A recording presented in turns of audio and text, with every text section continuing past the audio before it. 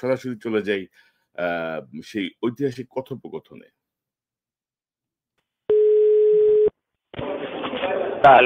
আসসালামু আলাইকুম স্যার। মাননীয় প্রধানমন্ত্রী কথা বলবেন। দাও।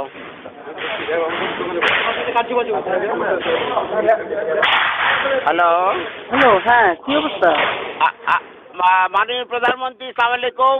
এখানে বিডিআরে বিদ্রোহ হয়েছে এবং আমার মনে হয় পরিকল্পিতভাবে এই সরকারকে হেয় করার জন্য করা হয়েছে এবং দাবি কিছুই নাই, শুধু যে আর্মি অফিসার চাই না বিডিআর, এইটুকুই দাবি। হ্যালো, না তোমরা এমনি আছো কেমন? সব ঠিক আছে?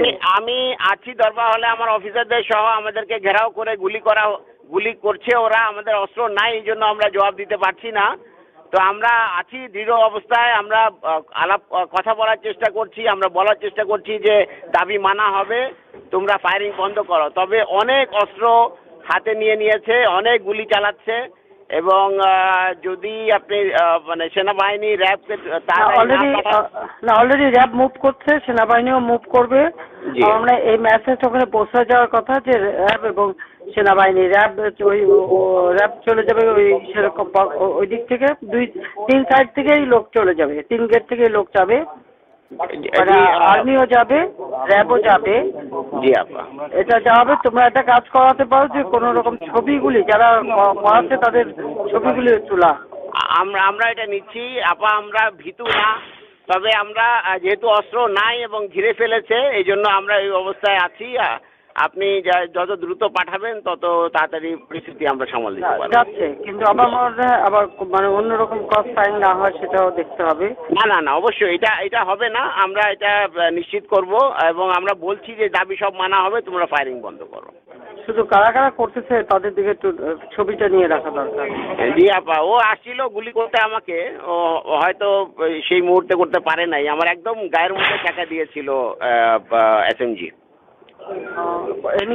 Any casualty? নো, এখন পর্যন্ত আমাদের জানা মতে ক্যাজুয়ালিটি হয়নি আপা, বাট হতে পারে, কারণ যে পরিমাণ গুলি চালানো হচ্ছে তাতে মনে হচ্ছে যে ক্যাজুয়ালিটি হতে পারে। আমি দেখি হেলিকপ্টার পাঠানোর চেষ্টা করছি। আর আমরা সাহস হারাচ্ছি না, আপনি দোয়া করবেন। জি, আমি ট্রুপ যাচ্ছে এবং হেলিকপ্টার পাঠাচ্ছি। ধন্যবাদ, ধন্যবাদ।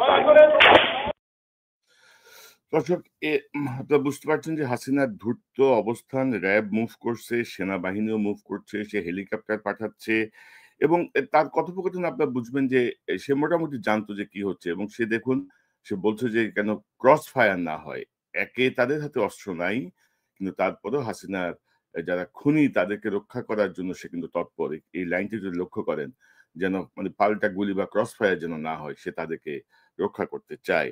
এবং অবশ্যই মানে স্যালিউট করার যোগ্য মেজর জেনারেল শাকিল, যিনি এই গুলি শব্দের মধ্যে বসেও তার যে মনোবল এবং তার যে দৃঢ় অবস্থান যে শুধুমাত্র অস্ত্র নাই, খালি হাতে এই পরিমাণ গোলাগুলির মধ্যে অস্ত্র হাতে, উদ্ধত অস্ত্র হাতে একটি বিশৃঙ্খল মানে বাহিনীর মাঝখানে বসে তিনি যে দৃঢ়তার সঙ্গে কথা বলেছেন, আমরা আসলে তাকে স্যালিউট করি, আমরা তার বিদেহী আত্মার শান্তি কামনা করি। দর্শক,